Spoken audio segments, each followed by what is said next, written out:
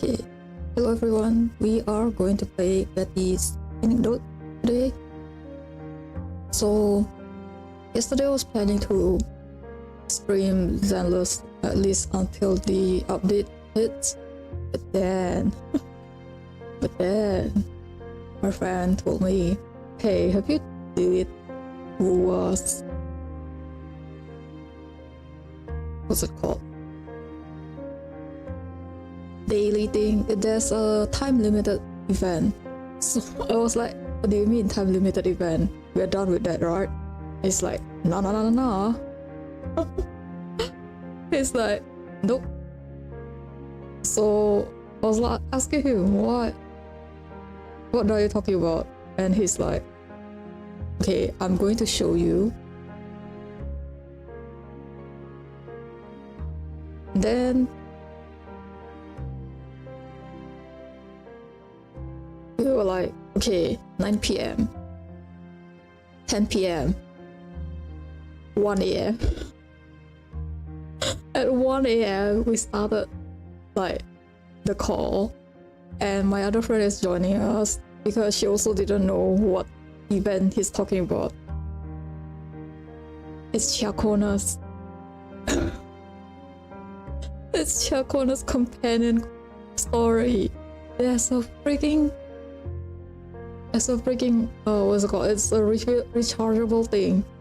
So we were like, oh my god, are you serious? And then he just dipped. And then me and my friend was like, you waited this long just to dip. So me and my other friend was like, okay, we are gonna end the call and play the companion quest because we like it that way, right? We just chill. So we finished that companion quest, and then he did tell us about the other event that has time limited rewards, because it didn't show on the screen, right? So we didn't know that it's a permanent, there's a time limited thing. It was so boring. Oh my god, it's so boring. I had to, okay, the first one was fine, right? I cannot read it. It's so boring. And then the second one, there's like, oh, there's multiple endings. And I'm like, oh, okay. And I chose a different one, right? Because I thought, okay, maybe the multiple choice is a different one, different answers, different endings. It wasn't. It gave me the same ending, so I had to redo it again. So in the end, I had to call my other friend, and she was like, I haven't finished Chacona's quest. So I was like, okay, I'm gonna wait for you, because I do not know if I chose wrongly or I misremembered what I chose the first time. So I did that, and I streamed it together with her when she finished the quest, right? She chose a different one than mine. We still got the same ending. And I'm like, oh my god, are you serious? So in the end, we had to Google what the endings are, and it was so boring that we didn't even read all that. We just skipped, and I just talked with her like until morning. It's so boring. It's, oh, I don't know what they're doing with this anniversary event. It's so boring. Like, indeed, I talked with her about the Chacona story quest. It was interesting. I just don't like that we are time gated for that rechargeable thing. So, but then the excitement died down because of that reading event. Oh my god, what were they thinking? It's so slow, it's so boring. Why? And the choice is like, okay, you have to interact with this to get this ending. Why? I think we played until morning, and then we couldn't unlock the last two. Don't know why. The guy already slept, so I kind of don't want to bother him. So we're like, okay, we're just gonna ask him later. I still haven't asked him yet because I just slept. Then I woke up. Okay, we're going to do Betty's anecdote. After we finish, I think we're gonna do Sandler's, but I don't know yet because I kind of want to do it after dinner because I still need to do some chores. I can do it until, no, actually I can't, because tomorrow my dad wants us to go outside, so I don't know what time I'll be back. Sunday we're gonna do IDP because I think that's the final week for me at least to grind everything out for the line events at least, and then the what's it called again? There's another thing. There's like 2 events running concurrently, I think. But I need to get entomologies because the points only count if you play certain characters. So I kind of need to buy her or trial her. I think I'm just gonna get her because she's pretty okay, I guess. I did plan to get mechanic, but in 2v8, she's painful to decode as. But yeah, that's it, I guess, for today's recap. I guess I need to drink.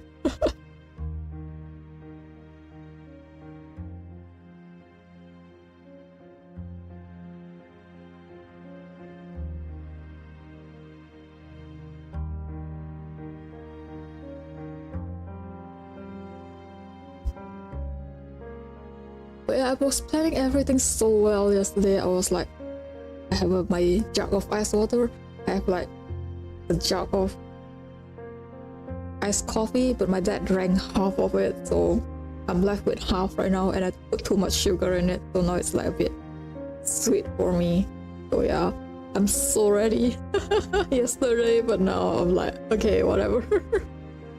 Okay, let's start then. Betty's anecdote. The last film. I still don't know why it's called new.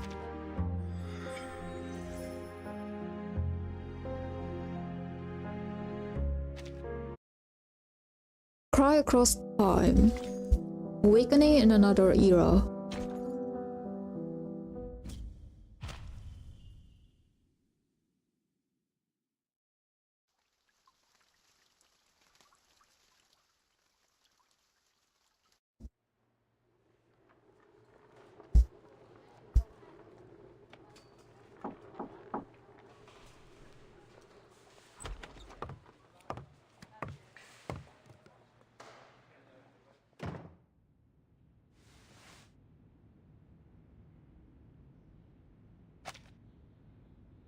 Okay.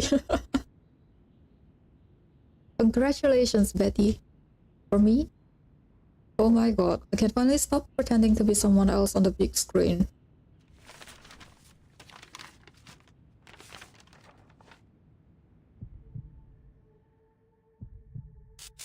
Victim C? Victim C? What's happening?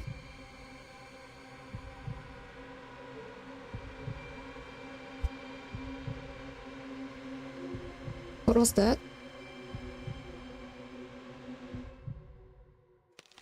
No matter how hard she tries, Betty can never pinpoint where the chaos began.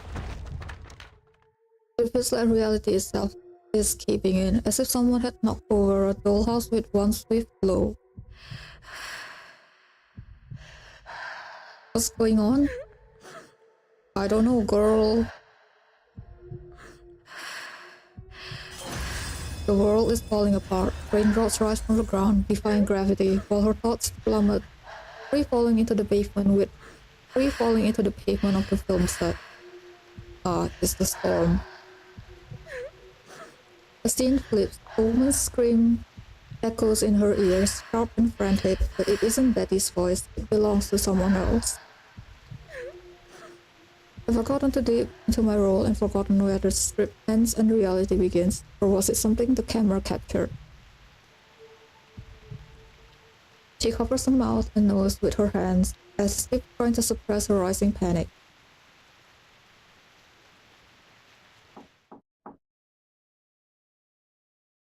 Miss Betty, is this a good time?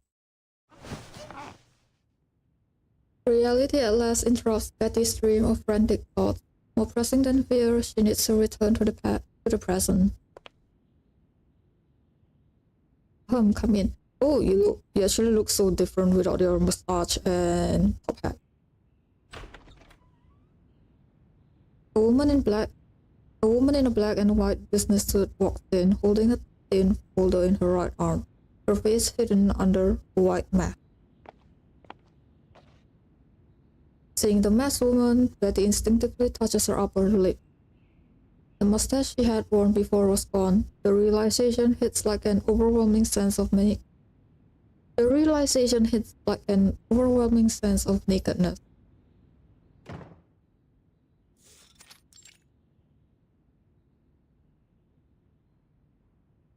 Feeling any better after a night in your own bed? Me? Oh, I guess so.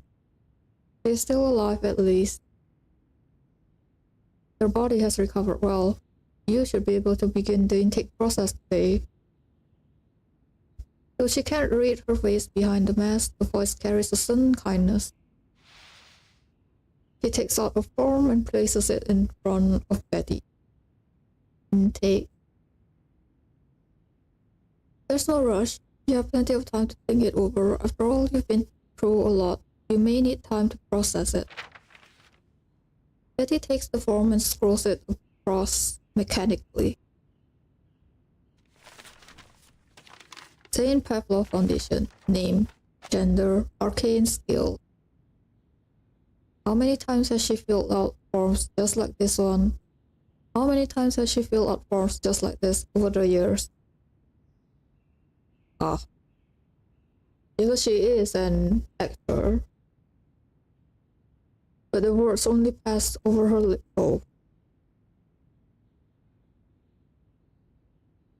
I was thinking it's not going to happen, but I guess it's pretty on brand for me.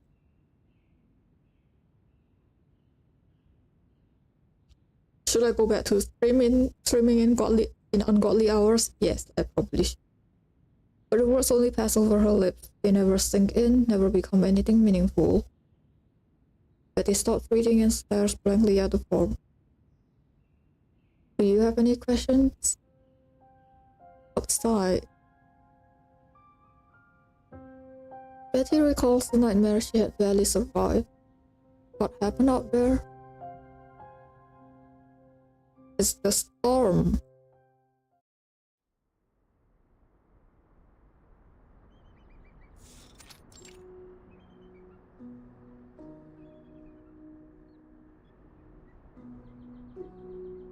This staff member leads Betty from the guest room and into the hallway. Here she finally gets a glimpse beyond the Foundation's sterile walls at the new era awaiting her. Beyond the echoing footsteps and hushed voices in the hallway, a peaceful scene unfolds. A deep blue lake stretching far across the horizon, a white sailboat drifting toward its center.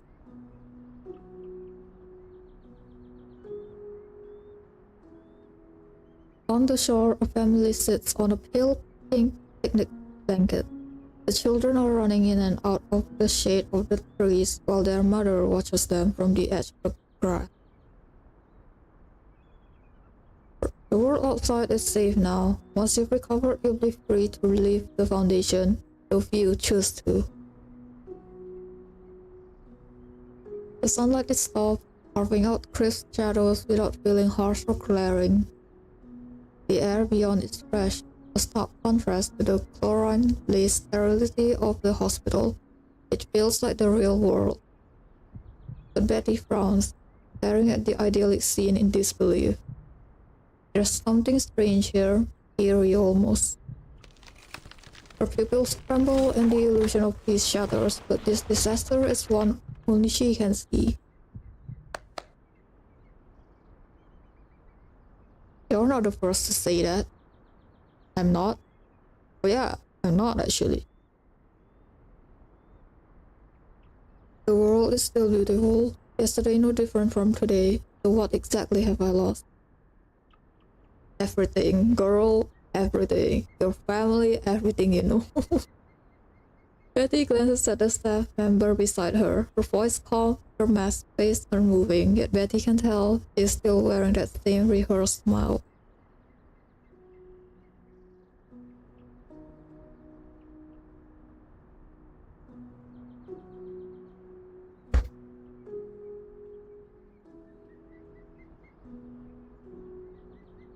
The world is mostly the same, but there are things that have changed.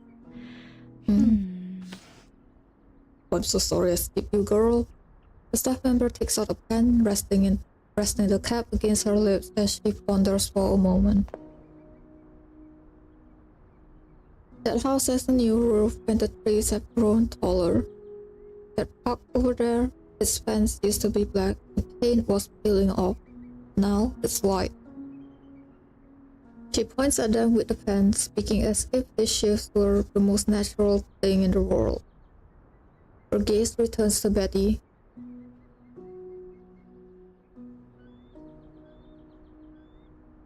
If you want to understand what you've been through, you can attend the Foundation's information session once you've recovered. You'll get some answers there. We've developed a standard recovery process for survivors of the storm. It will help you move past the trauma, adjust to your new life, and if you choose, join us in assisting others. Feel free to go about the facility as you please. If you like, you might want to visit the other survivor who arrived with you. Welcome to the world after the storm. The other survivor? The screams in her ears never really faded. If anything, they've grown sharper. Yes, I believe she was your colleague. Oh, I don't think we've met her in the suitcase, right? The staff member flips through the folder, searching for a particular page. Her name is Jones. Joan.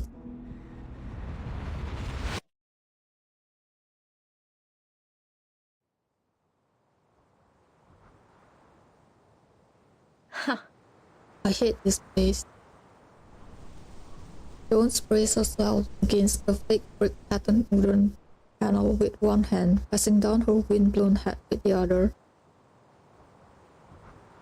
Her elegant face is thick in thick, exaggerated makeup. It's ridiculous. It's so high up and the walls feel awful. They just slapped these painted panels on and called it a day. Why should I have expected better when they called this mess on my face makeup? Perched atop our set, Jones makes no effort to hide her frustration. My eyes sting. This foundation is already running like a soup. I feel like I'm going to pass out. I'll try to get this in one take so we can wrap up. Betty keeps her head down, double-checking the harness around her waist, making sure it doesn't peek into the shot. In a few moments, she will be playing the male lead, leaping off the tower right in front of Jones. You'd better get it in one take, Miss Betty. I heard you're a real professional. Yeah. The grumbled compliment leaves Betty unsure whether it's genuine or sarcastic. She returns to the safety checks, not wanting to push Jones' temper. A top Hollywood star like her could have Betty fired with a snap of her fingers. When are they calling action? They? Starting now. Her words are cut off abruptly like someone sliced them clean through. Betty glances up in confusion, trying to see what has caught her attention. What is that? Jones's body stiffens as she looks ahead. Something's wrong. Following the same eye line, Betty turns towards something beyond her comprehension. The sky begins to take on a kaleidoscope. Like panoply of colors, the phenomenon spreading out like a flood over the horizon. Reality begins to unravel around them, leaving the tower standing out like a strange island. Until it collapses.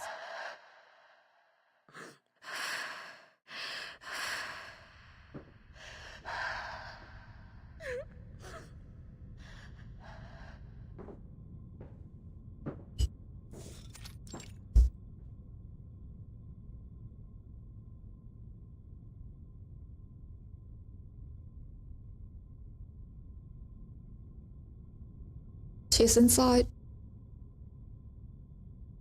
Thank you. A staff member leaves her just outside the door.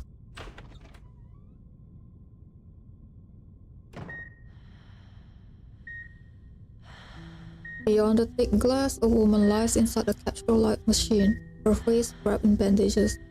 Several grayish-white square monitors are angled toward the head of the device, watching over Jones. The room is silent except for the rhythmic beeping of machines. Jones? At the sounds of Bette's voice, the woman turns her head toward the window. Bette places her hand against the glass, and the screams begin to fade, replaced by shallow, raspy breath.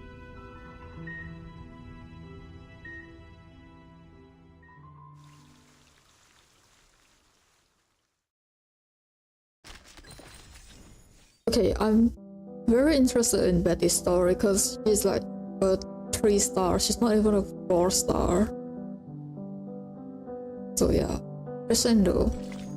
Only today and yesterday, stretching on forever.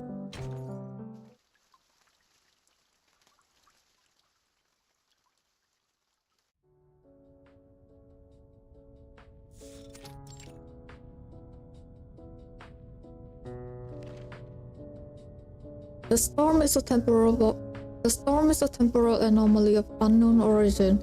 Before it arrives, the world enters a state known as the storm syndrome. The Foundation staff member sits at the speaker's table, delivering a monotonous, rigid explanation of concepts far beyond Bette's imagination. The white-pillared conference hall is filled with other people, all survivors of the storm. Raindrops will be observed rising from the ground into the sky, and then almost simultaneously the entire era is replayed. Bette finds herself drawn away from the lecture and onto the faces around her. Few seem as lost as she feels, as though they had known this disaster was coming, and now this lecture is merely filling in the detail. And the St. Pavlov Foundation provides. Bette begins analyzing each person's attire, trying to piece together the lives they had once led. Sunflower blue wool suit, perfectly tailored. Ah, it's Cornbloom. Gold striped brown tie, gold watch on the left wrist. The stockbroker. Gold striped brown tie. Oliver? There's no umbrella though. Champagne dress with a white fur shawl, pearl necklace, a wealthy housewife. I'm guessing it's this new Babel. Bette continues. Barrett, fishing vest, maybe even a red clown nose, just like the director.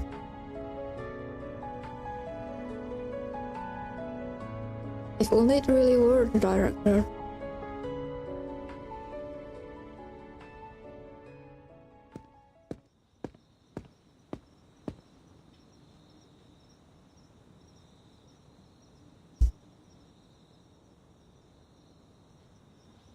This is not a good time to be alive. The streets at night feel like a jungle, with a few remaining lights flickering like fireflies in the darkness. A man walks past one dimly lit alley after another. With the economy in ruins, people go to bed early, not just to save on lighting, but to sleep through their hunger. Hunger won't matter soon. This will all be over. The metal buttons on his top hat occasionally catch stray beams of light, and the tip of his cane scrapes against the wall as he walks. He pays no mind to the homeless toddling near the alley's entrance, striding toward a dimly lit restaurant. The door is locked. Through the fogged-up glass, a faint silhouette moves inside. A flickering streetlight casts an uneven glow onto the asphalt, and the shadow beneath it grows and then swallows up the last slivers of light. Wait, the restaurant sign goes dark. Wait. The man hurries forward, reaching the door. It's me. Why? Why are you so scared? Oh. The shadow inside hesitates, then thick wooden boards are pulled aside, iron chains unwind, and finally the lock is undone. What? Betty? Betty? The apparent man grins and removes his hat, thick, nearly braided plate falling out over his shoulder. Got any meat left? Shit beneath the man's clothes begin to shift. In this moment, his silhouette transforms into that of a familiar woman. I could do for a steak if you've got any.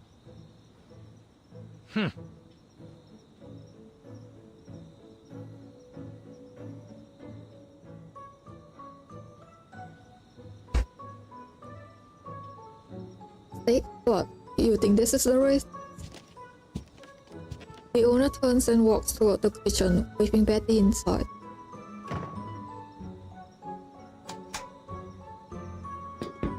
All I've got is a bit of Hoover stew. Make mine with a bit of meat then.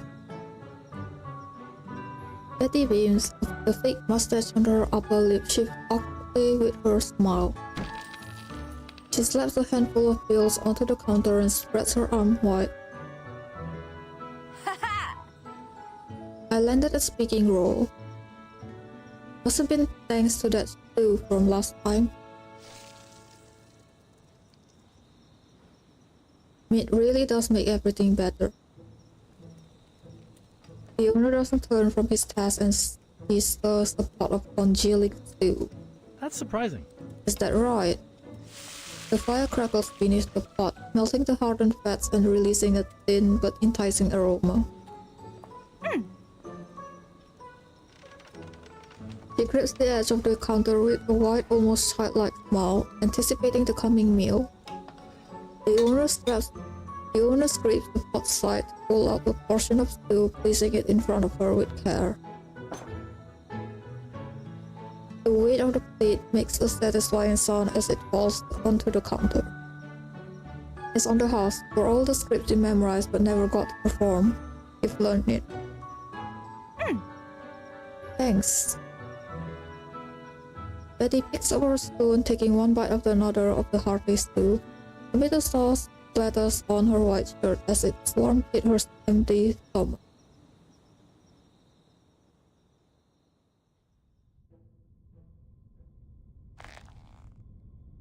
Her eyes readjust, falling on the figure in front of her, falling on the figure in the front row as she tightens her grip on her pen. If only I had finished filming my scene before the storm hit, just 3 lines and I would have been a star. Yes.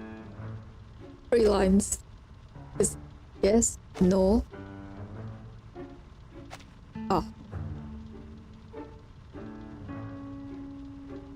Betty replays the moment in her mind, recalling the lines she had rehearsed 100 times, hoping they would bring out the same feeling of pride they did before.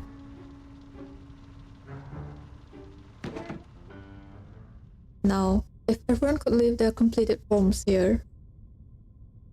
The staff member's voice yanks Betty out from her thought.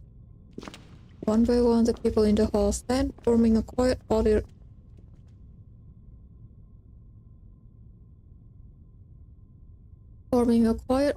line to hand in their forms. The staff member at the desk sorts through them efficiently. So each time there's a storm, does the St. Pablo Foundation take in people like us, those who are out of their era? It feels like a bedside drawer for time itself, and right now my era is what's being stored away. What about the ones who don't join? Will my era ever return? More and more people leave the hall as a sudden sense of abandonment crashes over Betty. Can't fall behind. With that thought, she fills out her form in a rush, hands it to the staff member, and follows the others out.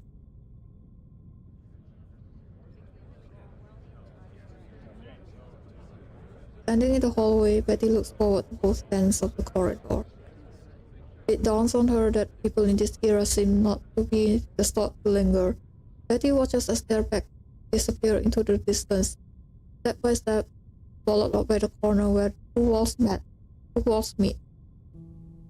Her fear of falling behind might have been shared, but it gives her no sense of belonging. Bette touches her stomach, neither hungry nor full. There are no more films to shoot. What then is she supposed to do? Join the timekeeper. You're sure to be a Hollywood star, Bette.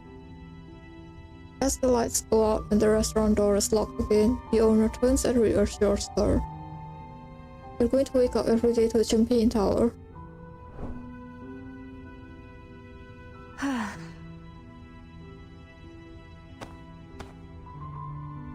I guess I should go see Jones first.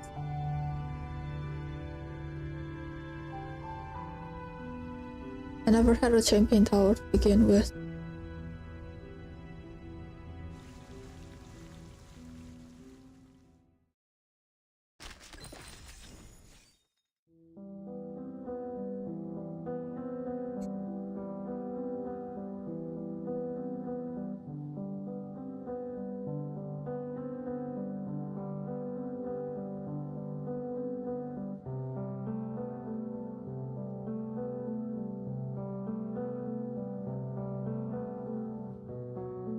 Goddess of the silver screen. The follies of time, emotion, and money.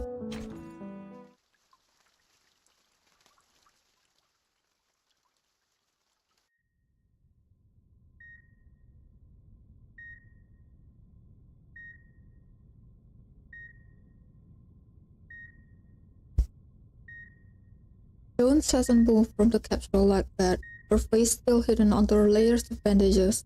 Right now, she is more suited to play a mummy than a princess. Bette catches the thought before letting it hit her. The thin white sheet covers Jones's frail frame, the folds rising and falling like mountain ridges between her body and the bed.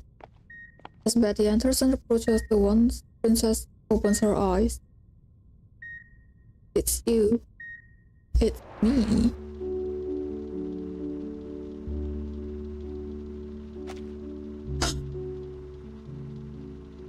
It's you. On screen, she is stunning and lovely, but even lying on the thick. On screen, she is stunning and lovely, even lying on thick, soft pillows. Her wavy short hair remains smooth and neat. Wait, my mouse has. Never mind.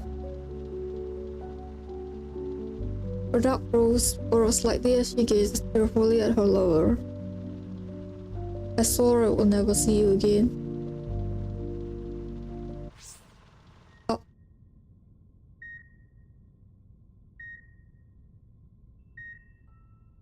But now she clings to life in this strange glass coffin. She saved me, otherwise I would have broken my neck long ago. Oh. Bette freezes in place. She has no memory of what happened after the fall. Come closer.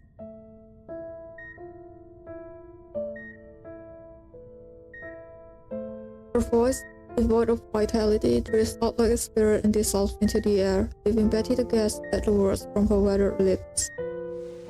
She moves closer until she reaches the glass barrier, remarking that she has never been this near to Jones before. What about the others? The radiance has faded from her eyes. There are two glass beads that look around and seem to find some refuge when they meet Betty's own. The others? She means the film crew back in the unfinished past that Bette and Jones left behind in the 1930s. Bette opens her mouth, looking at Jones's frail state. She can't bear to part with the obvious truth that hangs on her lip. The lie slips out instead. They're outside. Outside the foundation. Outside the era. Oh my god.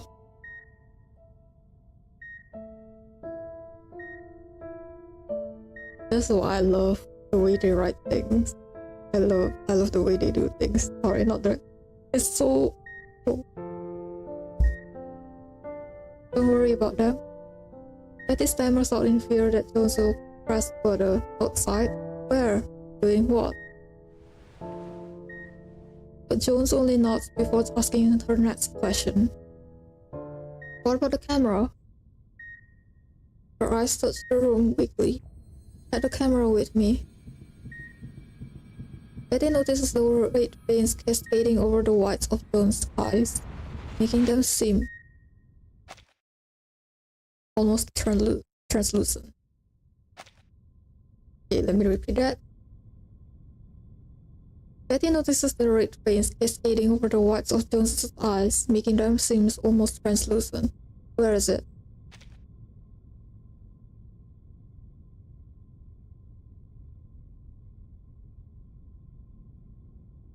Jones falls into a seizure.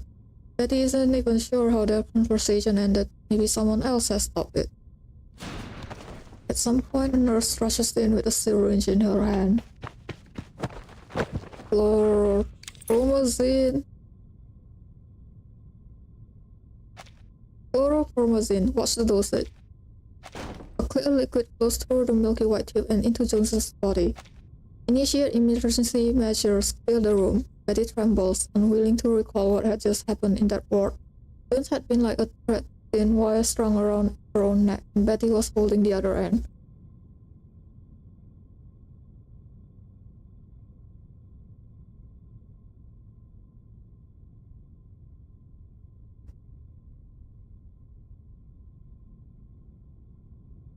It felt like if I moved my finger, Jones would fall away right before my eyes. A fragile safety line. Safety line, a term among stunt actors for the harness that ensured their survival. Looks like the storm really did a number on her. A hand lands on Betty's shoulder from behind. She turns to see the nurse who had just attended to Jones greeting her. And you lied to her. Bette shoots a questioning stare at the nurse, who tilts her chin toward the storage room. Let's talk. Uh-oh.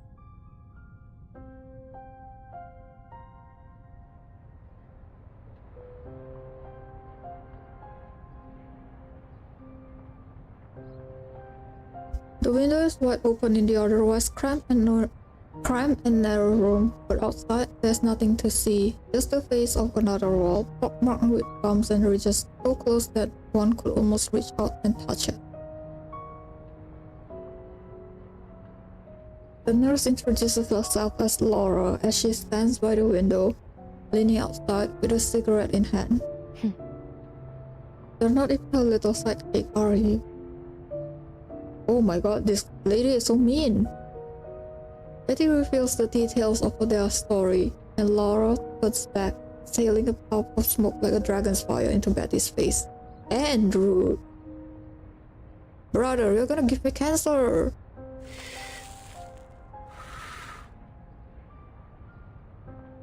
Hey, what the hell? Yeah, exactly! She waves her hand in disgust to disperse the smoke. Laura only laughs. How dare you?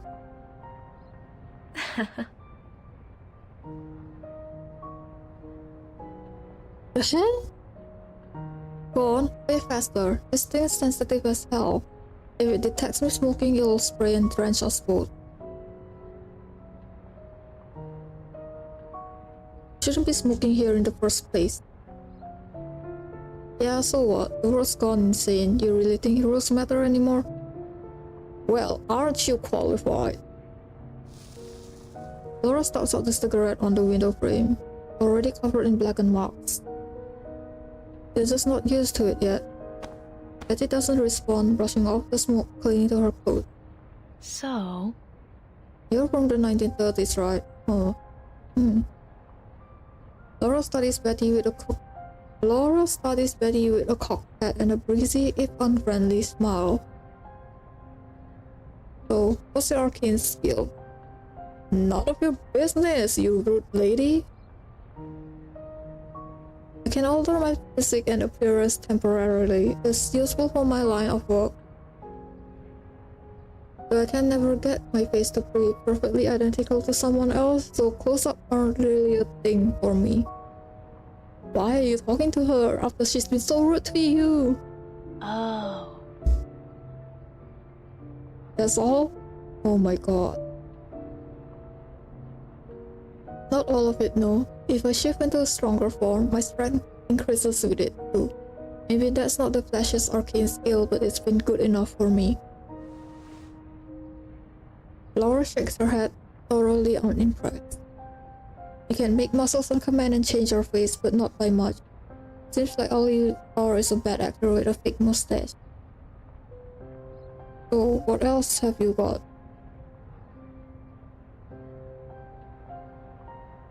What? For example. You know, something interesting, maybe a collectible like Jones's camera. You... Oh my god!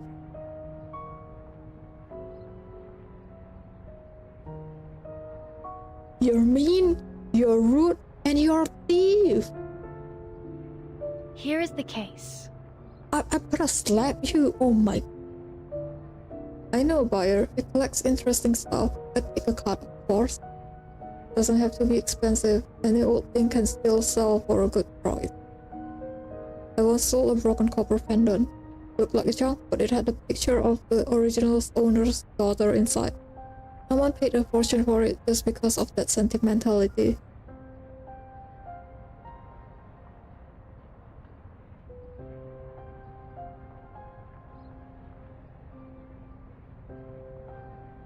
Report her to the foundation, get her ass kicked out to the storm.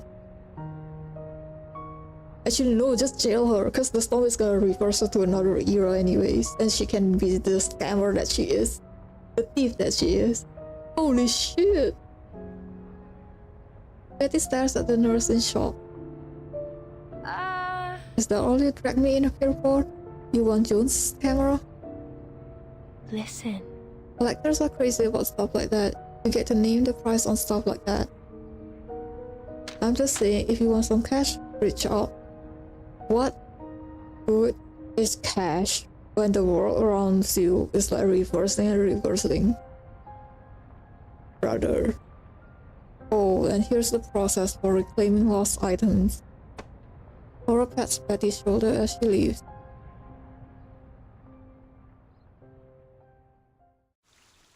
Oh my god. Brother.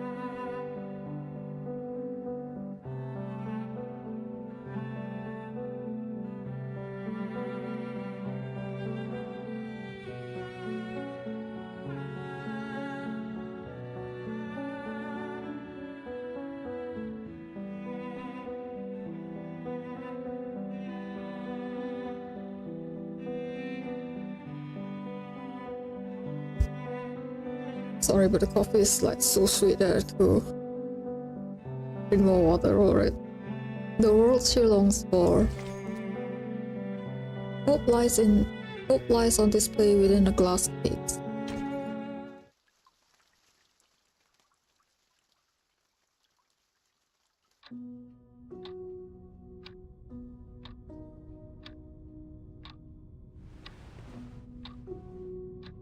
The storm.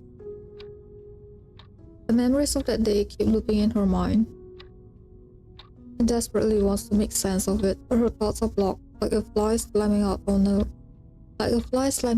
a window over and over again. Betty sits up, flips her pillow to the front of the bed.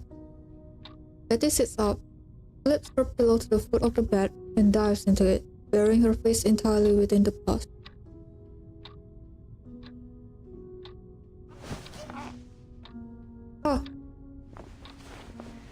She flips onto her back, gasping for air. Can't sleep. What is this? I feel like I did the night before my first audition. Even then I got sleep. What are the symptoms of insomnia again? Memory loss, muscle atrophy, poor focus. If I can't sleep, then tomorrow I might mess up on the set. There's no set to mess up on. She lets her eyes drift up to the unreachable ceiling. The clock ticks away valiantly as it erodes through the past, present, and future. Until now, she never realized it. It's so quiet. No snoring, no crying, no creaky beds, nor shouting matches through the walls. Cheap motels have got more life than this. Bette switches on the TV in the corner of the room.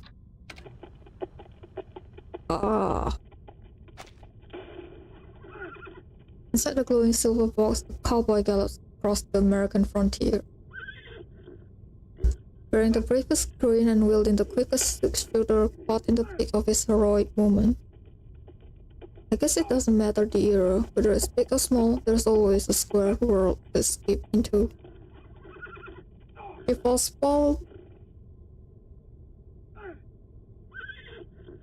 back flat on the bed. Voices, gunfire, the pounding of hooves, and other sounds she can't quite place echo in her head. And other sounds she can't quite place echo in her ear. So lively.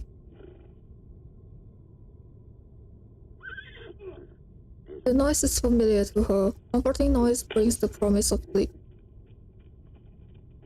TV scene flickers erratically against the dark room, dialogue dissolving into a blur.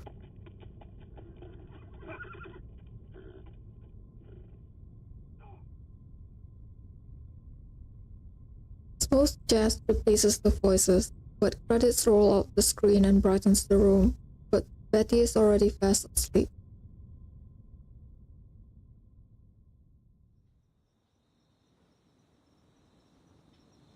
Hey! Bette, we're here. In the cluttered alley, a child's voice calls out from beside her. Tom? Here. The voice passes from inside a pipe beyond the weathered wall. Did you forget how to get it? I remember. Climb onto the trash bin and slip through the old storage room's tiny window.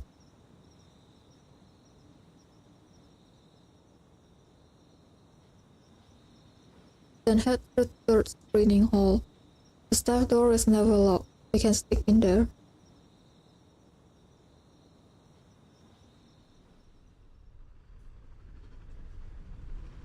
As soon as Bette thinks it, she finds herself standing beneath a movie screen. Shoot.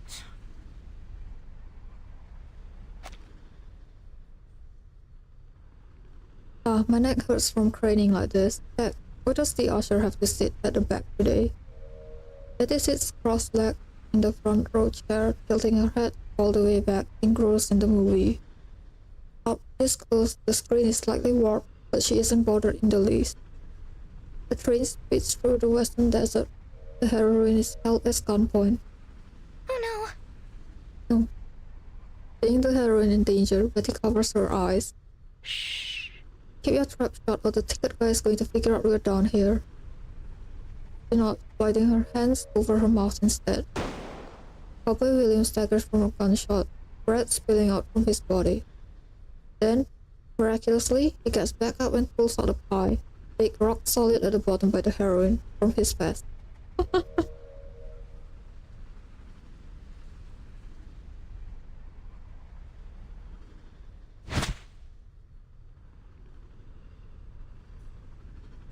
He knocks the villain flat with the pie and saves the heroine.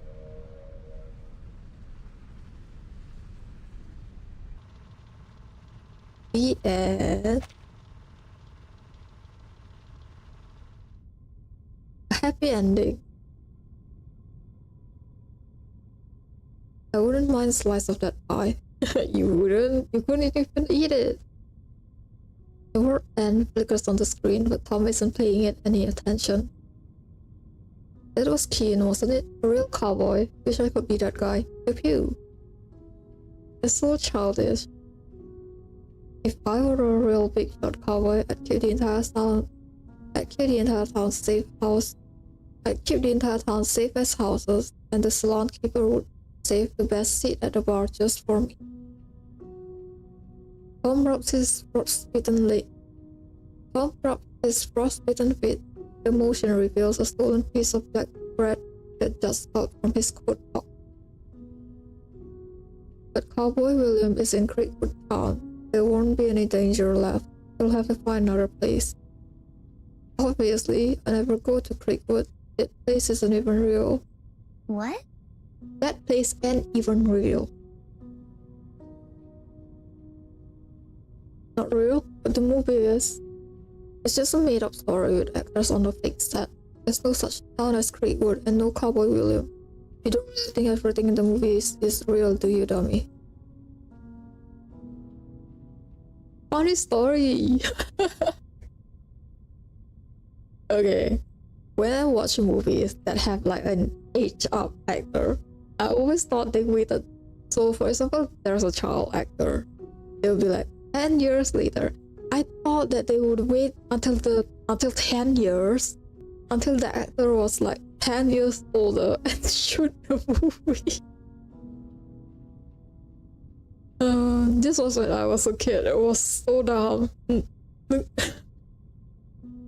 It's so dumb. But that was what I thought back then. I mean, I'm a kid, so it's like kids are stupid.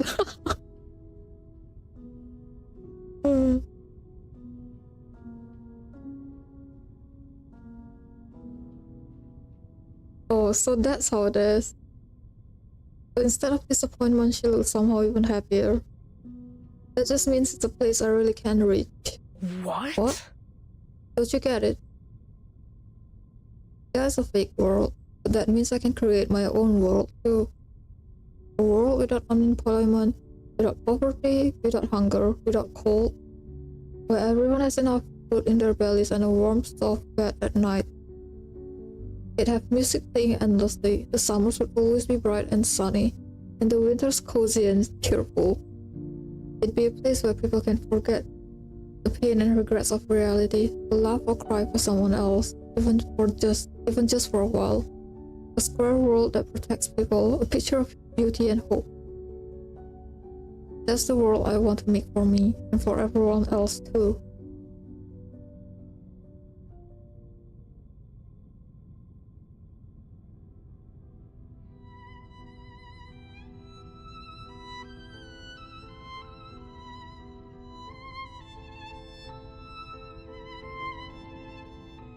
Sunlight pours in and the white curtains ripple gently with a faint breeze. Music floats out from the television, notes flowing with time over and over, second movement, third movement, twisting, looping, intertwining.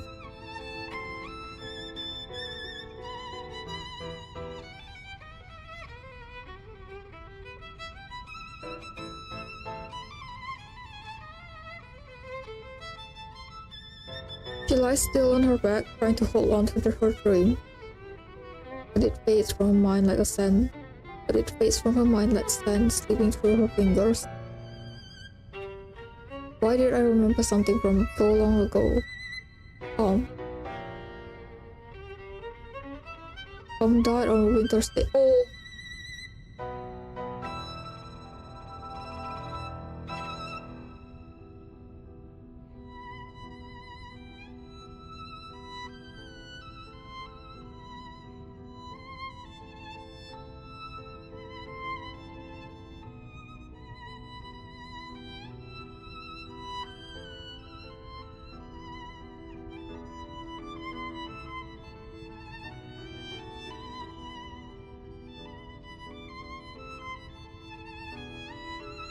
Tom died on a winter's day years ago. His father, laid off and unemployed, had clung onto him as he perished beside a coal stove. Betty had forgotten his face until last night.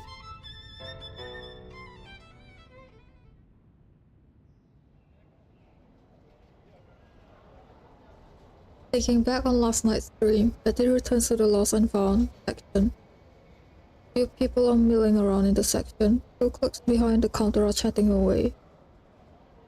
Hi, I'm here to collect the camera. Betty hands over her documents to the clerk. Oh wow, you made it.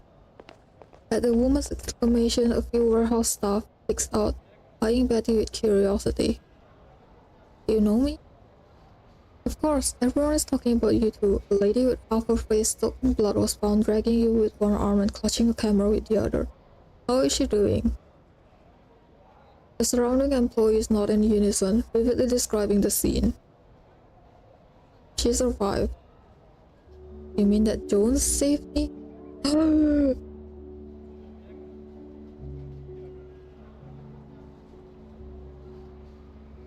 So it isn't Betty that saved Jones, it's her.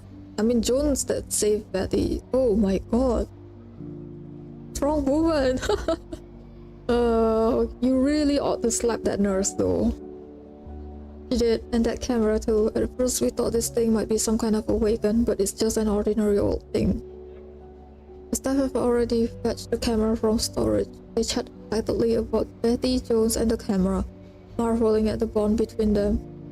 Watching them, Betty pictures a white figure in her mind, smoke swirling above her head. Laura doesn't belong to any era anymore. She's just a heartless bastard who doesn't care about emotions. She'll never understand. At the tail end of their conversation, the woman looks regretfully at the camera before handing it to Betty.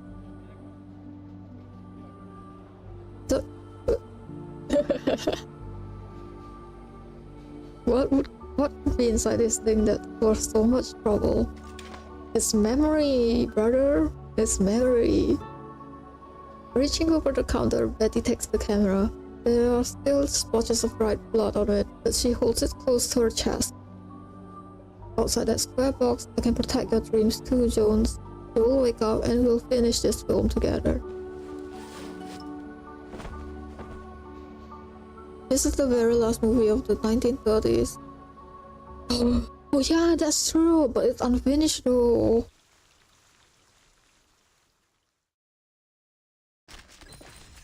I mean, her anecdote is called The Last Film, so a perfect double.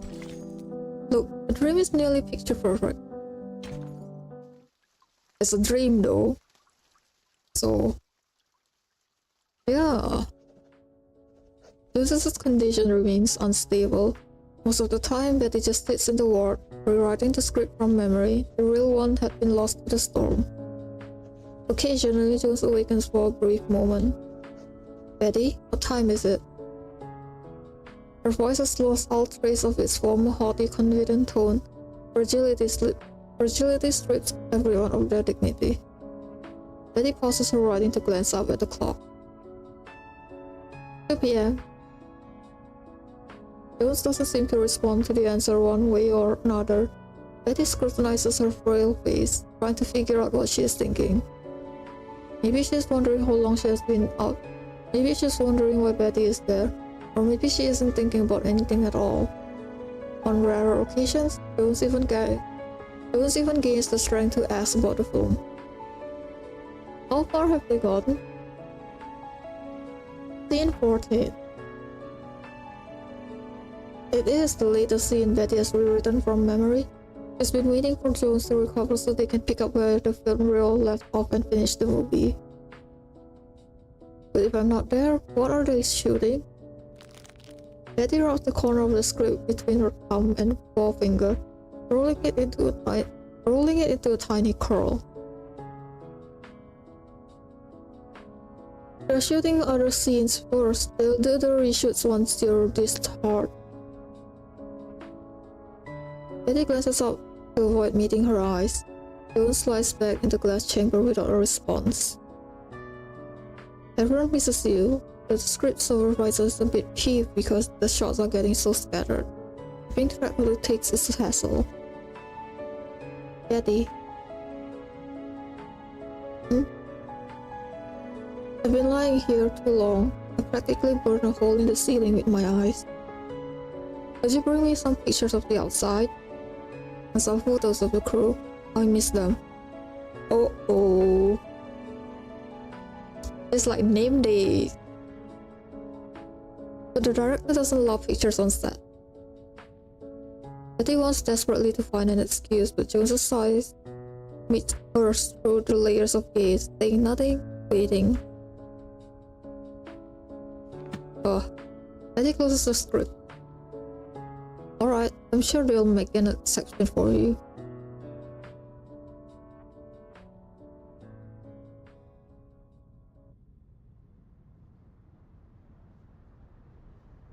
The lake shimmers. Woman in light dresses scrolls through the glass. Men with fishing rods lie by the shore, releasing their catches back into the water. But this isn't the scenery I need. Bette hurries past them, carrying a rounded bag on her back. She finds a quiet spot and sets the bag down. This place, at least, doesn't have any strange buildings in the background. You could almost mistake it for the original filming location.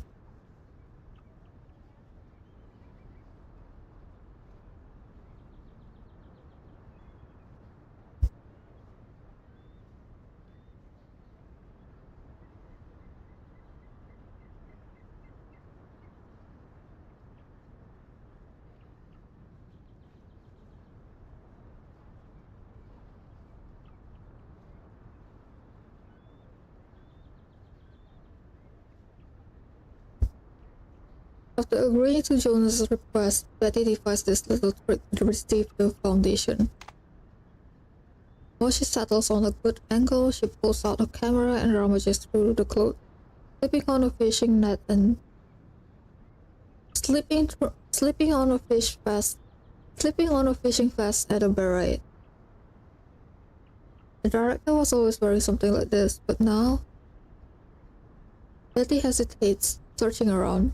She realizes only now that she can't be the director and take the picture at the same time. She needs someone to press the shutter for her. A young woman sits on the grass not far away, sketching the landscape. Bette takes a deep breath and approaches. Excuse me, miss. Oui, voulez-vous? Yes. Do you need some help? The woman lifts her hand to shield her eyes from the sunlight and squints up at Bette. Bette stares at her lips, fully stunned as fluid pearl-like words. Bette stares at her lips, fully stunned as fluid pearl-like words roll out. Words she doesn't know in the slightest.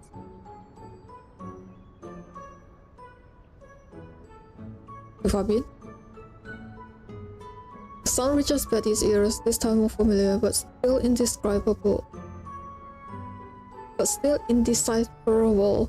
She can at least tell from the woman's expression that she meant no harm. Looking around, Bette doesn't see anyone else who might help. She has no choice but to rely on a more universal language. Can you please?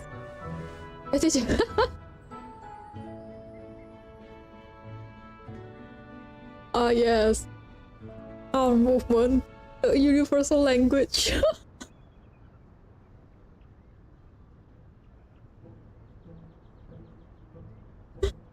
It really is universal, right? You just move your arms and it's like, yep, definitely.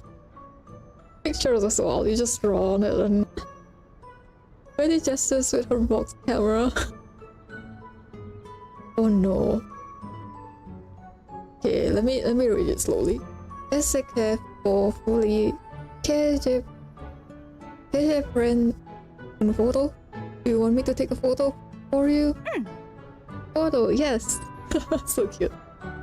Yes, sir. The woman gives her a small nod with a shy smile and Bette thanks her. Thank you.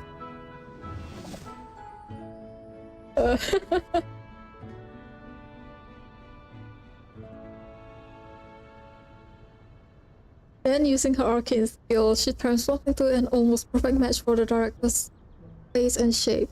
She turns her face slightly toward the camera, posing as if shouting directions offset. Beforehand, she had practiced many angles in front of a mirror. This one proved the most convincing. The director slightly upped her nose and thick, coarse eyebrows over his defining features. As long as they're visible, even he wouldn't be able to tell the difference. Wow. Like, the woman presses the shutter, capturing a photo so realistic it could fool anyone. Amazing. Hold on, just a moment. Bette rummaged through her bag, pulling out another lead actor's costume. She shifts her form again, then lies down on the grass, covering her face with a magazine, pretending to be asleep. Click, the woman presses the shutter again. That's incredible. That's incredible. As Bette continues changing outfits and form, a few curious onlookers begin to gather around. In the distance, more people stop to watch. Bette doesn't want any unnecessary attention, but it comes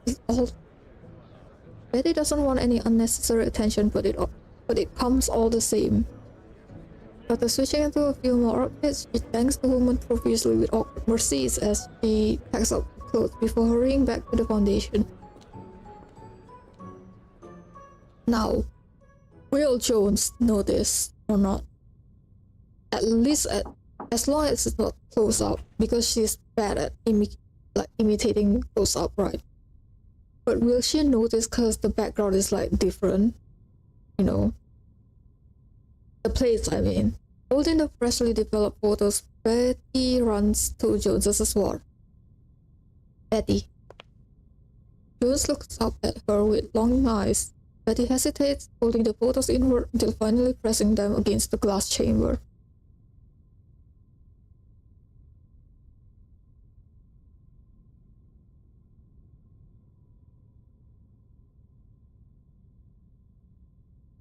The director said it was alright, so I took plenty of pictures. Joseph's eyes lit up. She gazes at the photos with tearful wonder, seeing familiar faces she hasn't seen in so long. Everyone alive and well, moving forward with their lives. She flips through the images one by one before finally speaking. They look wonderful.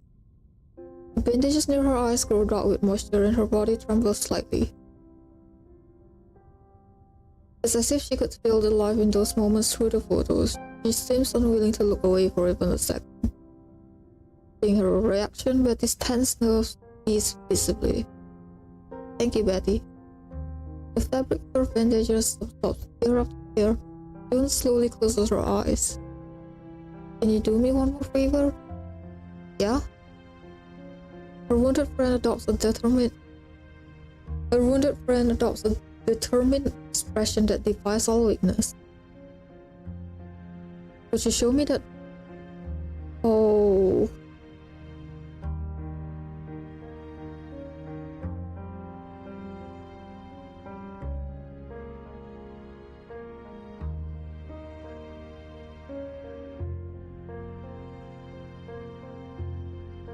Could you show me what my face looks like now? Bette freezes. But she looks into Jones's reddened eyes before averting her gaze again. There aren't any mirrors here. She's going to ask you to take pictures of her, you know that, right? She scans the room, double checking her spur of the moment excuse. And I don't think you're ready to remove your bandages. What if it pulls at your wounds? But you saw me when they changed my dressing, didn't you? Oh no!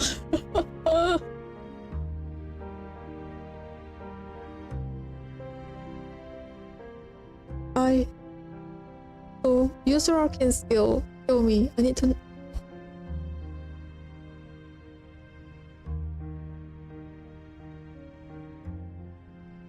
I can't deal with this. I cannot.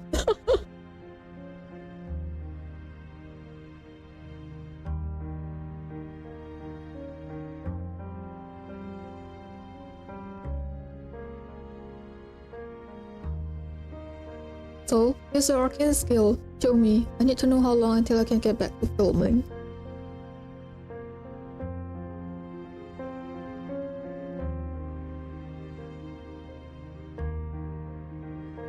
Jones's frail fingers press against the inner glass of the chamber, pleading with Bette, who has the freedom to roam the world outside. Just let me see, just for a minute. But you know my arcane skill can't make me look exactly like you. I know that, I just need a glimpse. But I am not really feeling up to it. Jones's trembling fingers rest against the glass, a reminder that she is trapped inside. Oh.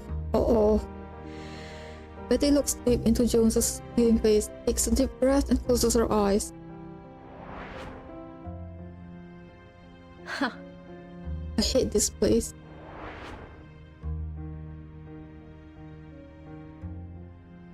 Back then, Jones had been untouchable, radiant and dazzling, the kind of star Bette could only admire from afar. Come over here, Bette. Bette trembles into a step. She forces herself to push aside the image of Jones's scarred face burning in her memory, afraid it might color her transformation.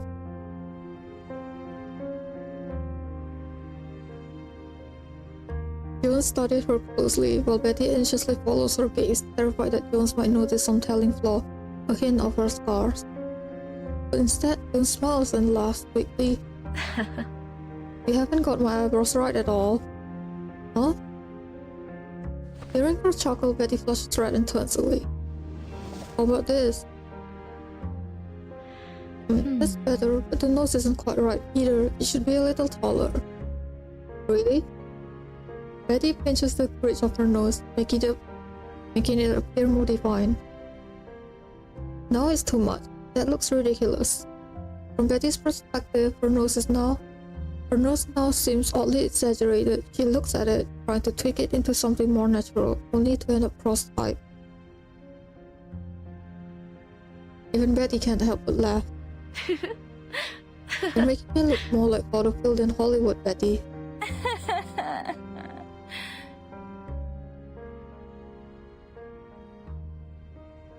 After a good laugh, Bette falls slightly. She doesn't dare meet Jones's eyes again. Instead, she leans against the glass chamber, staring at the floor. Sometimes emotions spread through the air like mist, lingering between words unspoken.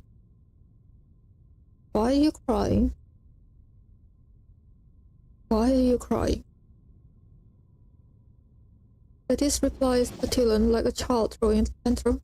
A faint shimmer passes over her, and she returns to her own form. You just look familiar. You remind me of someone. Oh. Jones takes a deep, forced breath and slowly exhales. You're tired now. I'll tell you some other time. Bette wipes her nose and nods affirmatively. Then I'll head back for today. Get some rest.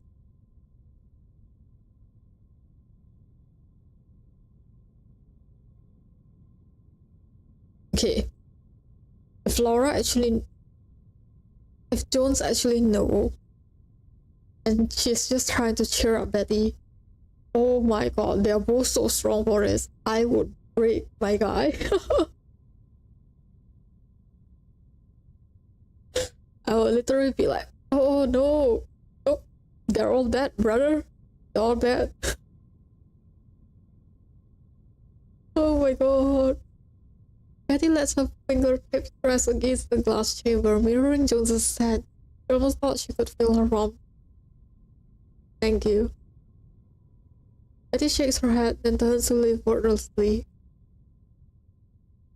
Wordlessly. Oh my god, it's so hard to say.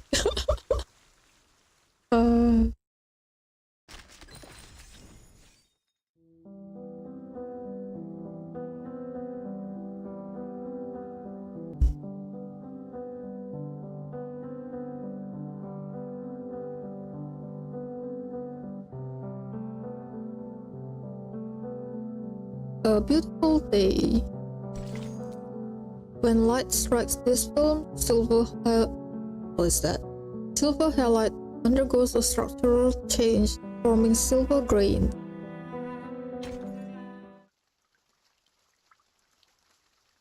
Grains? Why is it saying green? In the days that follow, Jones's mood seems to perk up.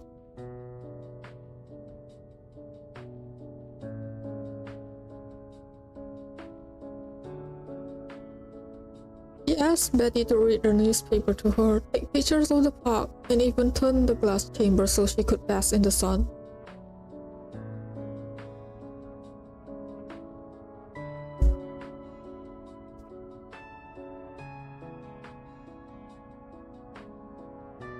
In the winter, we'd set the snow up into different piles, pick a few, and sprinkled sugar on them. Oh, that's weird. Sometimes we just talk like old friends. If we were lucky, we'd get the sweet one. If not, we might end up eating sawdust. What? How? Misty.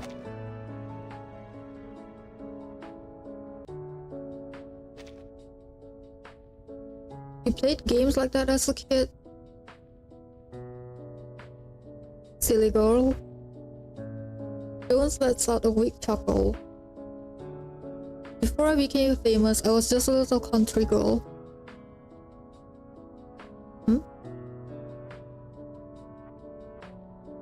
Betty feels a twinge of something unfamiliar. What's happening?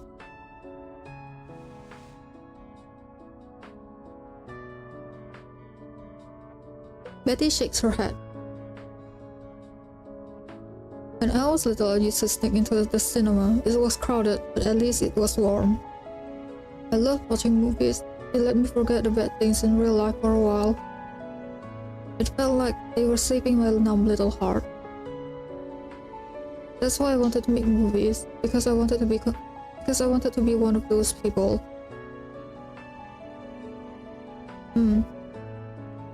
Joan watches Betty, a hint of resignation on her face. Then we need to make a movie. Now? We have a camera, don't we? Just letting it sit there is a waste. What are we filming? Joan smiles. You. She knows, didn't she? She knew, didn't she? Oh. Hello, Betty. Medium shot, upper body. At Jones's command, the insect-like base carrying the camera moves towards Betty, angling the lens at her. The device has been modified to respond to her commands. Even confined to the glass chamber, Jones can still direct the shots she wanted. Wrong one. Even confined to the glass chamber, Jones can still direct the shots she wants. What's there to film about me? Betty looks down with a red face at the camera as it tracks her. It feels so much different from when she had been a stunt double. The lens is capturing the real her now, and she doesn't handle it well. Better than filming me in this state?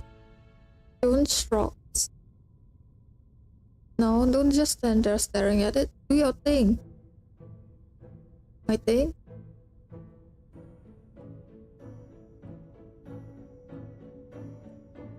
You know, something. Why not read me the newspaper? Betty nods, grabs the paper, and sits beside Jones. She begins reading, stumbling at first over simple words, but slowly she finds herself focusing on the text, not the camera, and begins to relax. That's it. A good actor forgets the camera is even there. Camera?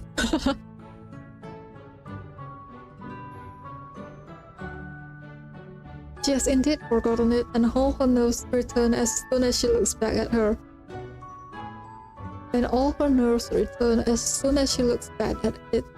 Her face turning a new and brighter red. Don't worry, you'll get used to it. From then on, whenever Betty enters Jones's room, the camera soon turns to meet her.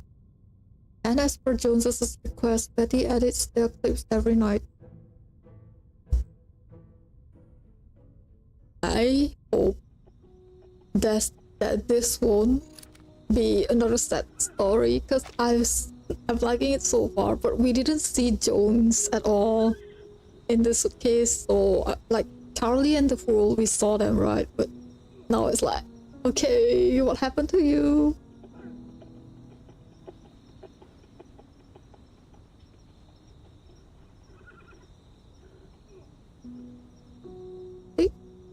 In the dim red room, the sound of scissors cuts through a busy silence as Betty trims another frame of film. And this spring next, she draws a line on the back of the film with a pencil, then carefully snips it out with scissors. Setting the film aside, she draws a large bold letters on a piece of paper. Apple core. What? Betty had peeled an apple for Jones, only to be ruthlessly teased for her knife skills. Pharaoh's Night. A horror-style short Jones had asked Betty to shoot, but Jones wrapped head to toe in bandages, folded upright in bed.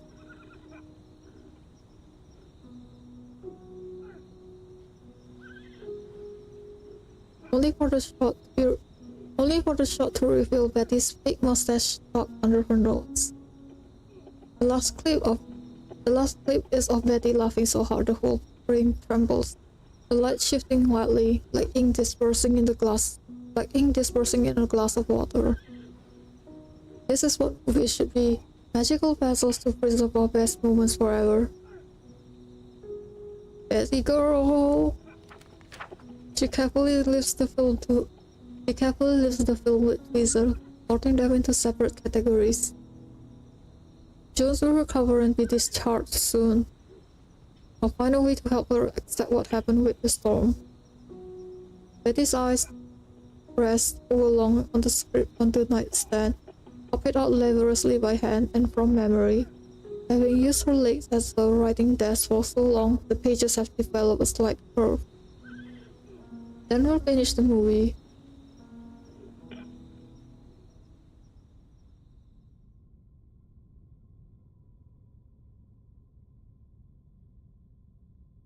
It is late and the room is dark, except for the intermittent flickering of machine light.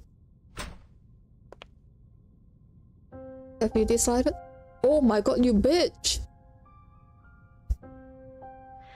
Yes. Oh!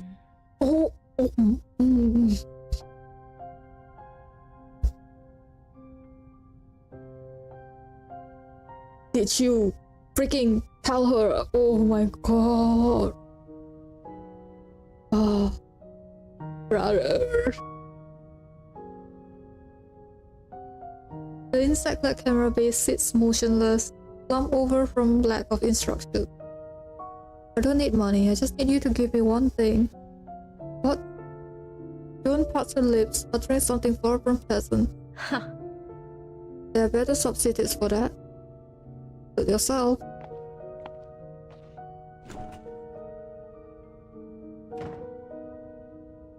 The door shuts behind the nurse as she leaves.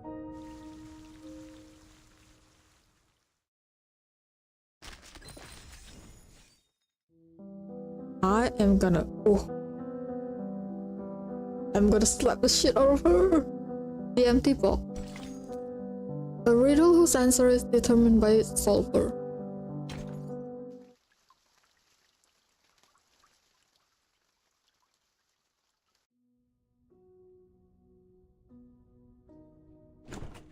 Jones? Around the usual time, Betty arrives at Jones's spot, only to find a neatly wrapped gift box tied with a silk ribbon sitting on her chair. Huh? Present? Who is it from? She realizes a bit too late she shouldn't have stated so strangely.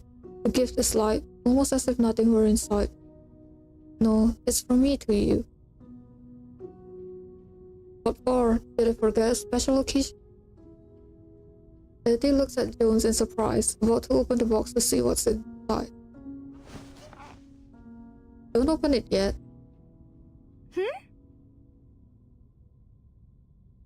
Jones Joan stops her just as her fingers begin to fold on the ribbon and gesture for her to sit down. This was the first gift I ever received from my mother. Hearing that, Betty examines the box even more curiously, turning it over in her hand. What's inside? It's a beautiful box, so beautiful that I thought it would be worth a lot of money on its own. I spent a long time trying to figure out what would be inside. Cotton, stamps, banknotes, even fairy dust. I kept asking my mother for hints, but she wouldn't tell me. Why didn't you just open it up and see? Because... I'm so sorry, girl. Jones lets out a sigh. I was afraid. It was my first real Christmas gift. I was terrified that if I opened it, it'd be empty. Rather than finding out there was nothing inside, I figured it would be better to leave it as it was, so it could always be a gift.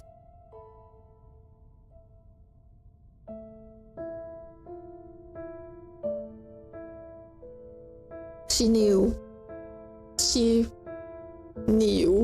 Oh. After all, the joy of receiving a present is the most important part, isn't it?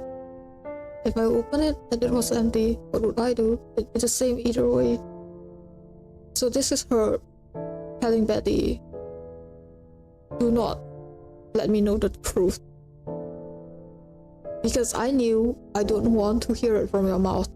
I think personally. A small wavering doubt stirs inside Betty. Then, what did you end up doing? I placed it on my bedside table and held back the urge to open it. It sat there for 10 years, maybe more. Then a director discovered me as I was interviewing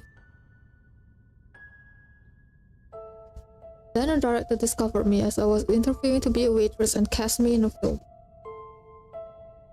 Holding the payment from that movie, I finally had the courage to face the mystery of that box.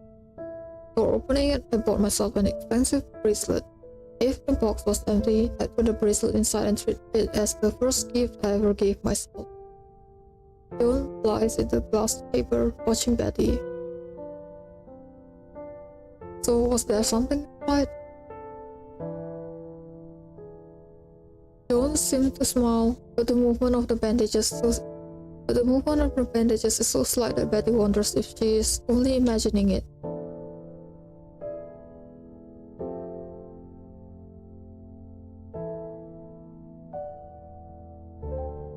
It doesn't matter what is in there. I already realized by then that I couldn't live my life waiting for dreams, whether I became a star or not. Before I said anything, how would you have imagined my childhood? Betty looks at Jones's bandaged face, trying to imagine what she would have looked like as a child. But no matter how hard she tries, her mind can only picture something on a black and white screen. On it, Jones is sometimes a wealthy heiress, sometimes a poor country girl. But the real Jones isn't someone on a silver screen. She is flesh and blood, born into this world just like everyone else. Betty resists her support. Imagine her as just another girl. Even if she knows it's true, it feels wrong. It feels like taking something away from her. It would mean that she wasn't born to be the star that she became, that she didn't have any special gift to light up the screen, and that she's so different from her. Why? Why are you giving this to me? Is there something inside?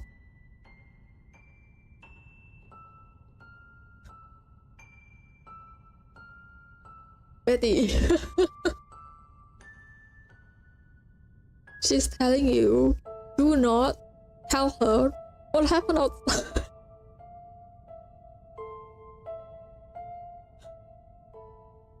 Because the gift that she gave her is the fake lie that she is the bracelet, quote unquote, the bracelet, the expensive bracelet, right? She's like, do not tell me. It's hinting. At least from my understanding, okay? Joan shakes her head once more. Behind the door, Laura and oh my god, you bitch. Behind the door, Laura enters, pushing a medical cart. Oh, I'm gonna slap the shit out of you if I knew what things you were saying to Jones. Visit time is over, which Jones needs her treatment, and I'm going to need you to leave. Go on, Betty, I'll see you later. Betty looks down at the box with newfound anxiety. It is exquisitely wrapped with a delicate ribbon tied to a bow. With a delicate ribbon tied into a bow on top, the knot is neat and smooth, as if no force had been applied to it in the tying. Time to go. Laura pushes Betty's shoulder gently, ushering her out of the ward.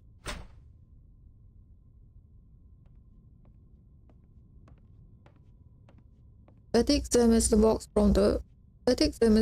from every angle as she walks toward her room, her feet shuffling and slow. She shakes it as she holds her ear against it, but even that reveals nothing. What does it mean? Is it just an empty box like false hope? Whispering tendrils seem to seep in from corridor. Whispering tendrils seem to seep in from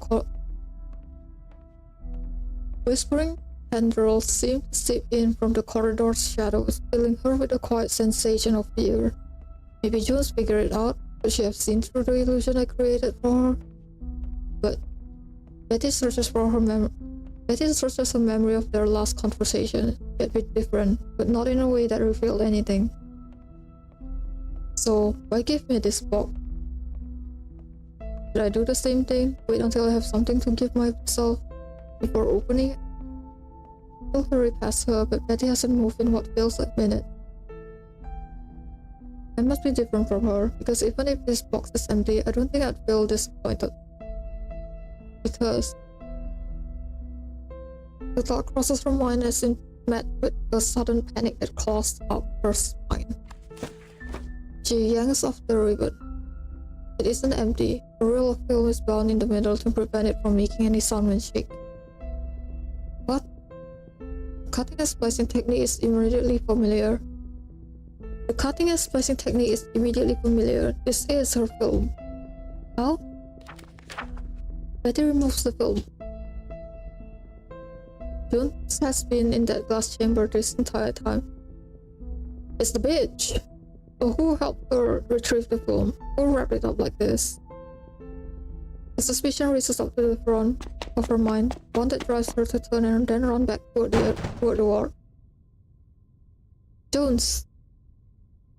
Laura is injected. Oh my god, this bitch!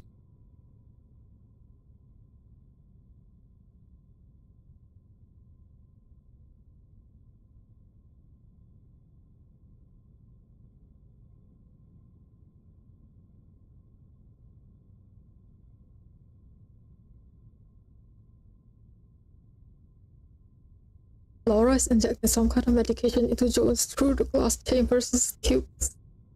Oh dear. You open it. I did. So you knew the storm?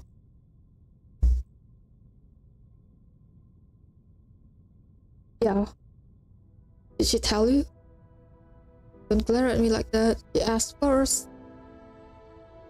But it doesn't really matter. The world outside looks just as beautiful as the pictures. And it's safe. Betty steps toward Jones's chamber. I got what I was here for. I'm leaving. You just killed a patient, brother. Oh.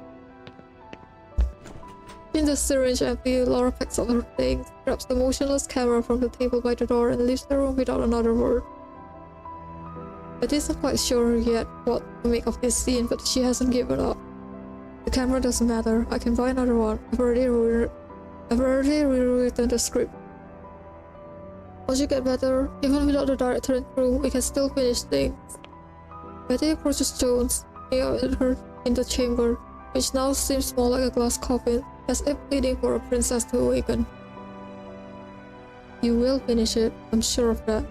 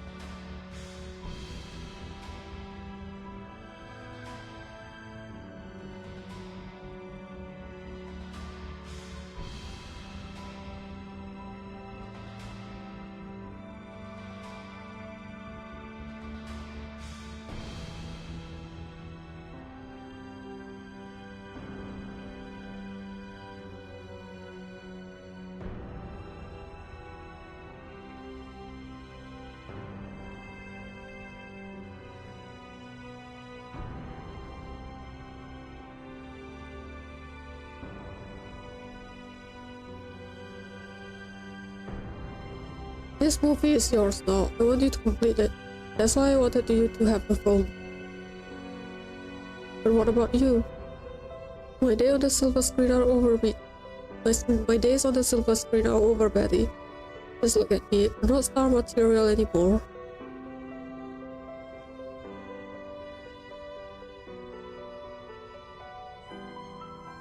I'm not going to be stuck here in this thing for the rest of my life.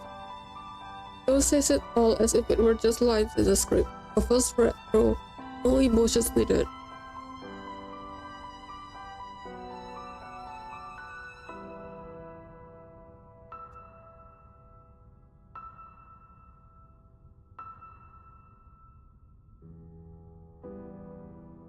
Betty, that's why she gave you that box. That's why she have you made that film. It's time, because the nurse did what she did already. No, that's not true.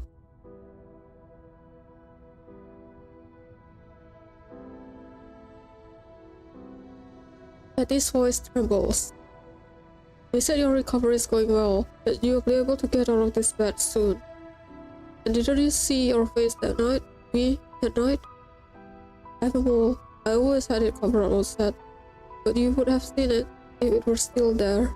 The rest was perfect, right down to the eyebrows.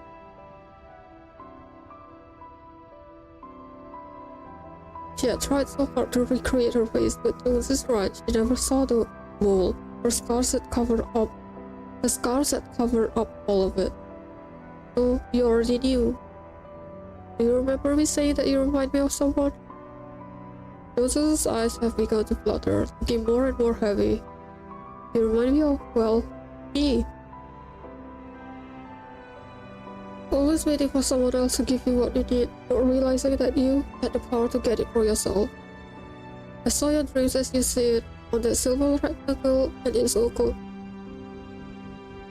I saw your dream as you see it on that silver rectangle, and it's going to be beautiful, but I won't be your star. You look wonderful on the camera, and you look best when you were wearing your own face. Now it's your role, your movie. Finish it.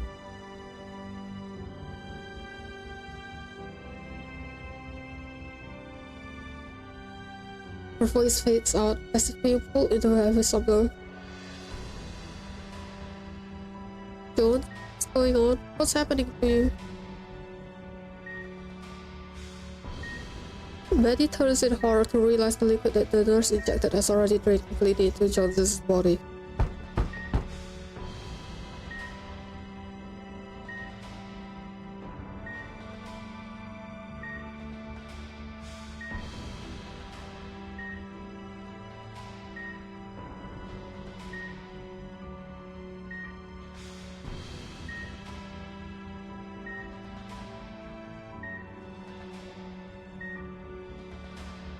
She pounds on the glass, trying to grab Jones's attention, but her friend is slipping away from her like an anchor falling into unseen depths.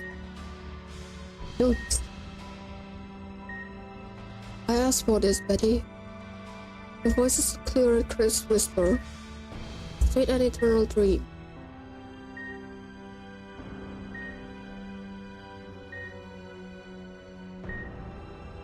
I hate this place. I haven't got my eyebrows right at all. Now it's your role, your movie. Finish it. It's a sweet and eternal dream.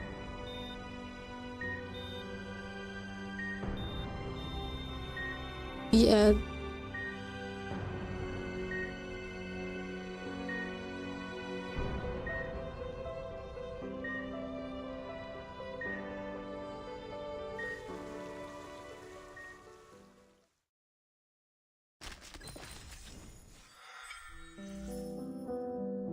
Oh, that's...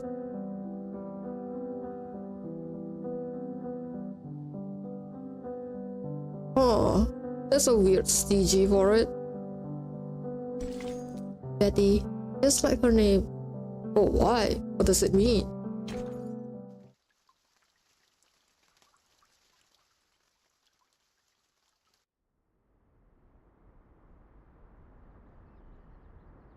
Don't... Oh my god. Jones a spirit outside the Foundation, lying alone in another era, destined to disappear with the passage of time.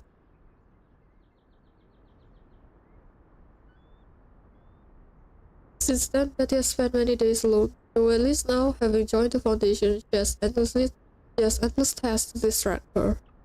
But in her free moments, Betty still finds herself standing in that hallway, looking out the same window where she first glimpsed the new era. Betty? What is it, Megan? The two colleagues stand together while observing the changing times. What were you filming? Megan eyes the new camera in Betty's hand, something she bought with her newfound salary. Nothing, just carrying it around. How long has she been trying to use up that roll of film? She could never find the right moment to open the lid. I don't think inventorying a warehouse could count as a rivet. I don't think inventorying a warehouse could. Oh, it's so hard. I don't think inventorying a warehouse could count as a riveting cinema. Let me repeat that, because it's so hard for me to go up and down on the intonation. I don't think inventorying a warehouse would count as riveting cinema. If your daily work is just repetitive mechanical tasks, then yeah, it's not much fun. Megan leans back against the railing and looks up idly at the ceiling.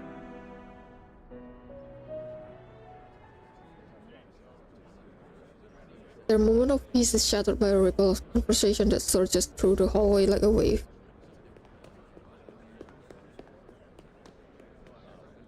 Countdown to the storm, countdown to the storm. What happened with Laura? Did she get fired? I hope she did, because, oh my god. Oh? Megan straightens up and pats Betty. We've got work to do. What do you mean? Storm countdown means that in 24 hours a storm event will occur. You should get back too. Things are going to be rough. Megan hurriedly heads back to her station. So this new era is going to be archived like before.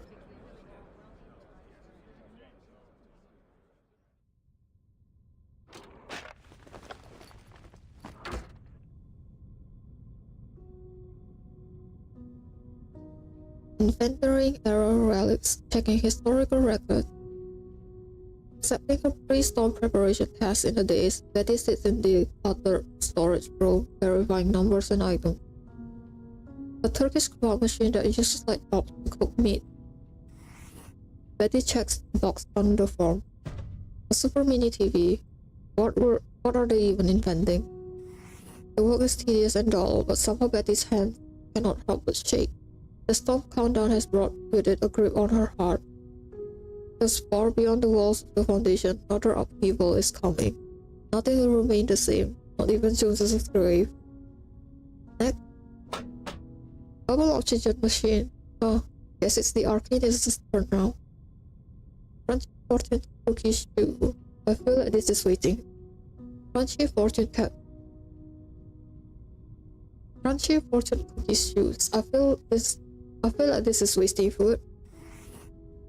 She mumbles to herself as she continues the inventory, moving on to another shelf, trying to keep her mind steady. Dance of the Moonlit Night, premiered on February 23rd.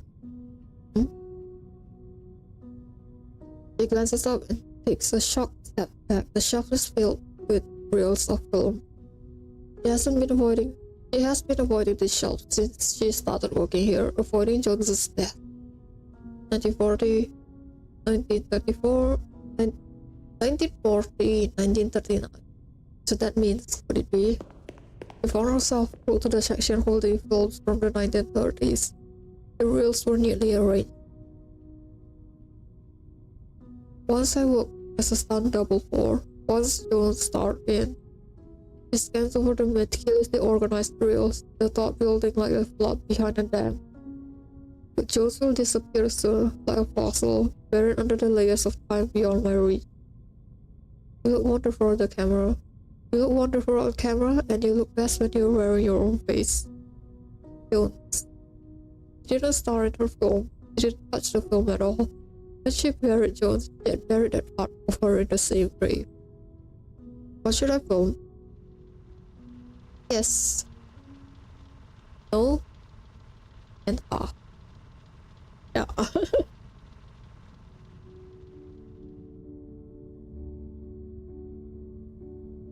Memories flash through her mind. Betty eventually finds her answer. Jones, I won't leave you alone. Not in this last moment.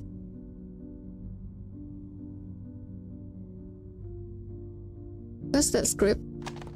She rummages through her room like a bear in search of honey, scattering items all over the floor. Where is it? After several more agonizing minutes, she finds her handwritten script wedged in the gap between her and the bed wall. She finds her handwritten script wedged in the gap between her bed and the wall. I know what we'll do. She flips directly to the page. She's after. Even during Jones's bedridden final days, she never stopped reading it. The page had visible traces from overuse. Betty sets up the camera, checks the film and lighting, then steps in front of the lens.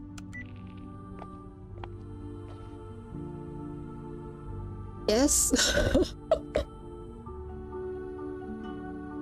No?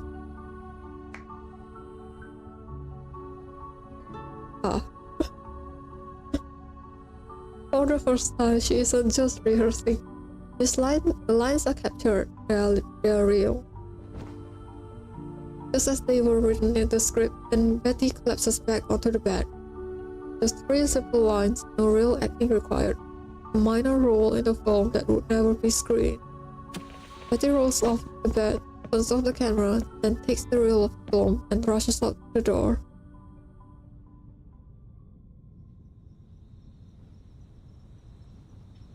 The cemetery is empty. Those who rest here no longer need to care what is about to happen to the world. Betty holds a delicate box with a clumsy ribbon tied in a lopsided bow. This is for you, Joan. She places the box on the tombstone, and then after a time she shakes her head and opens it. It's our film. I finish it. That isn't all. She pulls a blank film strip from her pocket, cased in a transparent glass frame.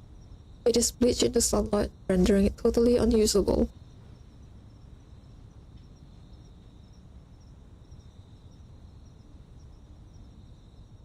I kept some for myself because I still don't know what I should be filming.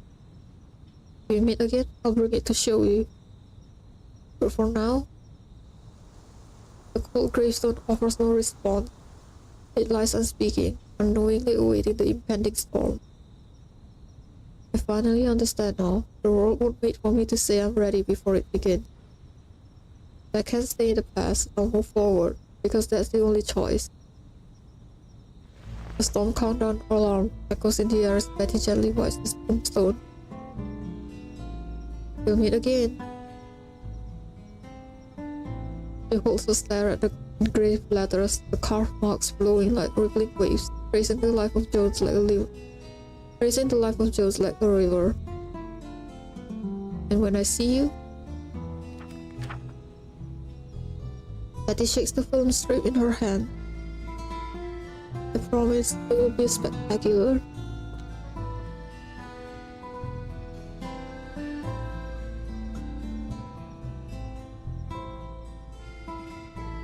The last film of the 1930s.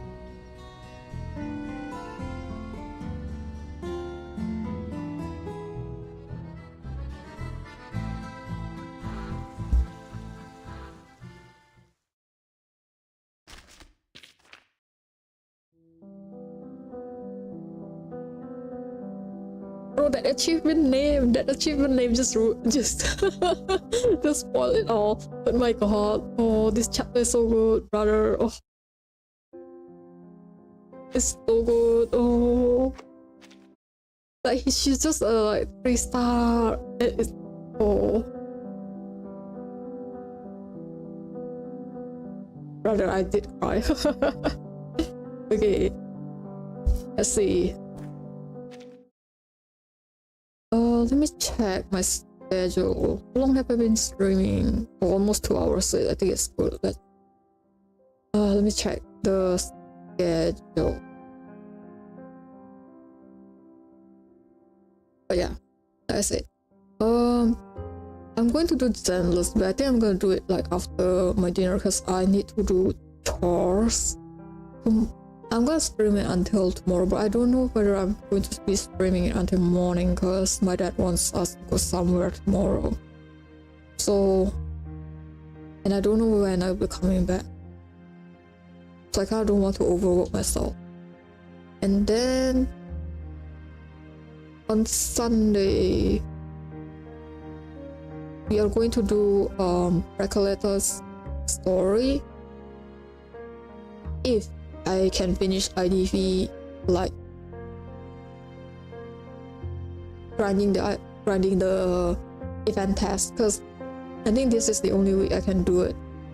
Because next week I don't think I'll be able to do any streams. I think.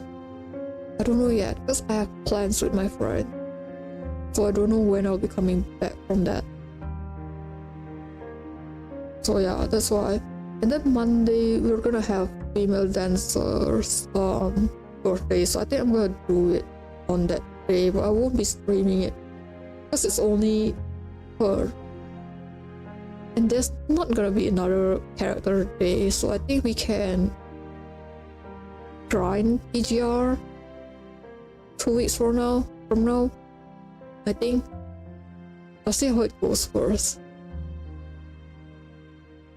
Because I think Vua will update next week, right? I think. I don't remember because I think my friend told me it's next week, but I forgot when.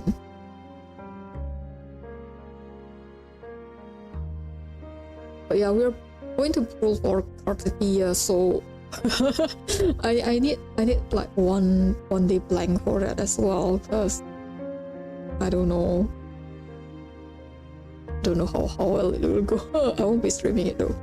But yeah, thanks for watching, guys. I'll see you on the next stream. Hopefully it's today. Yeah, hopefully. But yeah, I really like this anecdote. Oh my god, Betty. Thanks for watching. I'll see you guys next stream. Bye.